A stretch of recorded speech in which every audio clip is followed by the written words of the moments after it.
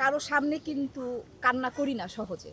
হ্যাঁ, দুবার কেঁদেছিলাম বাবা যখন মারা যায় এক, আর যখন বাপ্পা ভাই বলল যে করব না, সেই মুহূর্তে কিন্তু আমি হাউমাউ করে কেঁদেছিলাম বাসায় যেয়ে সবার সামনে।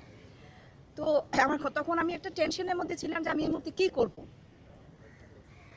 অনেকেই ফোন দিল, অনেকেই বলল যে অমুকে আছেন, তমুকে আছেন, এই আছেন, সেই আছেন, এটা তুমি চেষ্টা করো, তুমি পেরে যাবা, তুমি পাবা, তোমাকে সাপোর্ট দেওয়ার অনেক অনেক শিল্পী তুমি পাবা।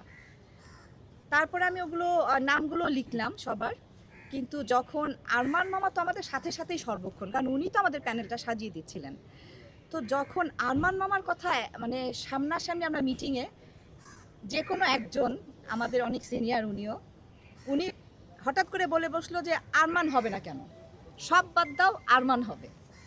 তখন আমার কাছে মনে হলো আসলেই তো ঠিক, আরমান মামা তো মানে উনি তো বিপুল ভোটে সবসময় জয়ী হয়, তাহলে আরমান মামা কেন হবে? আরমান মামা তখনও মানে বলছিলেন যে না না না আমি, হ্যাঁ মানে এখানে তোমরা, উনি মানে মামা চাচ্ছিলেন কোনো নায়ক বা কাউকে নেই। মামা কিন্তু নায়কের চেয়ে কম না, হয়তো স্ক্রিনে না, বাট নায়ক তৈরির কারখানাই বলতে পারেন মামাকে। হ্যাঁ, তো সেই কারণে আমার কাছে মনে হয়েছে যে মামাই তো এফডিসির একটা হিরো, তাহলে মামা কেন না।